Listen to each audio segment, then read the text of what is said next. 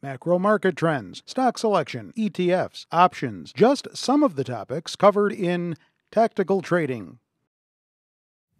He has brought it with him once again. Our tactical trader, Kevin Cook, here with us to talk about that S&P chart again.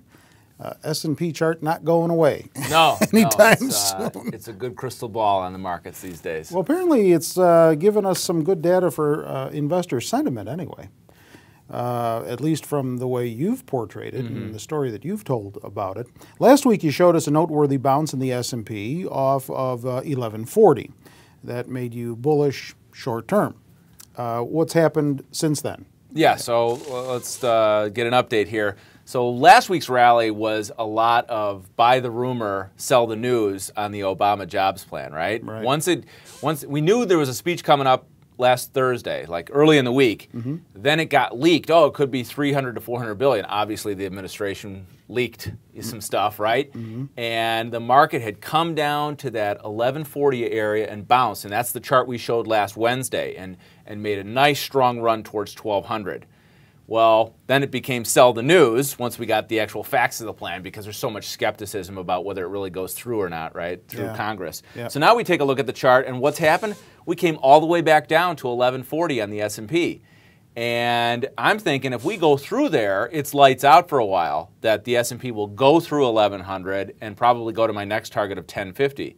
But what happened? We bounced off it again. So really, we've got like a triple bottom going here in this 1136 to 1140 area, which is very interesting. And we've got a rally in progress here. What stands out is I've drawn some trend lines that are characteristic of what market technicians, like our own Kevin Matris, would call a bear flag.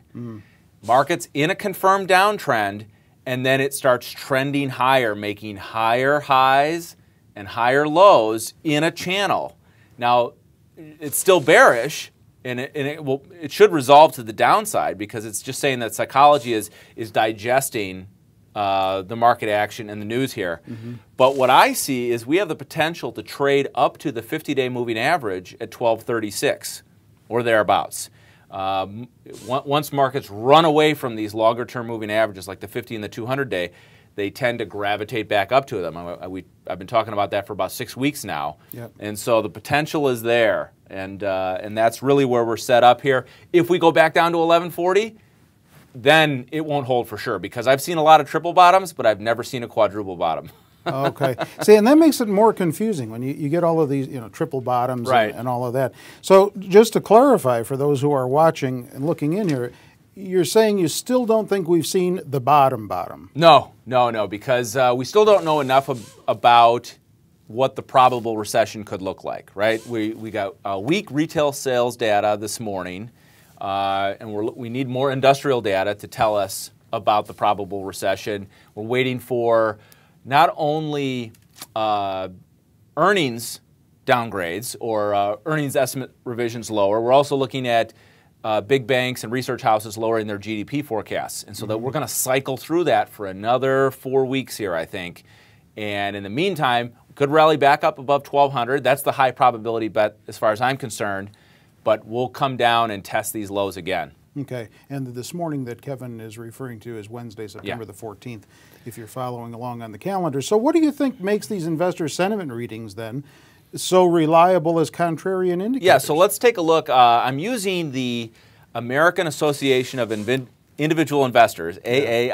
I'm using their sentiment survey, which is, they've been doing this since I think back to 1987, even before 87.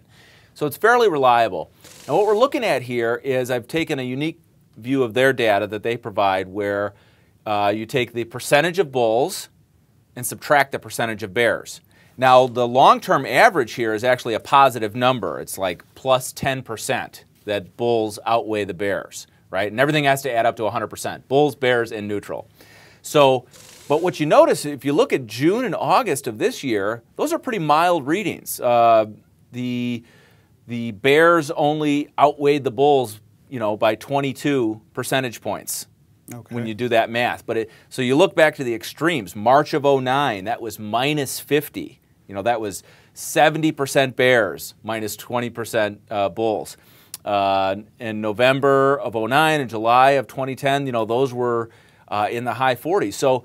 So recent readings have not shown the extremes of fear that you expect to get. And so why is this a contrarian indicator? Because when the individual investor gets really scared and thinks, that's it, I'm out of stocks, I'm never buying stocks again, forget it, the economy's going to heck in a handbasket. Those extreme readings, in a survey like that, are usually indicative of a market bottom, a market turn. And the data proves it. If you look back all the way back to 87, it's very reliable. So we look for extremes of psychology, and we have not seen extreme pessimism among the individual investors as a group to indicate that we've really seen a capitulation bottom. So you say this could be going on for another 6 weeks or so? Huh? Yes. Got a feeling we're going to be seeing more of this S&P chart. If you want to read more about what Kevin has to say lately, check out our homepage, zacks.com, if you're not viewing this video from on our website. And you will see that he has a column called Tactical Trader that changes frequently. So check it often. And you can follow him on Twitter as well, @Kevin B. Cook. I'm Terry Ruffalo.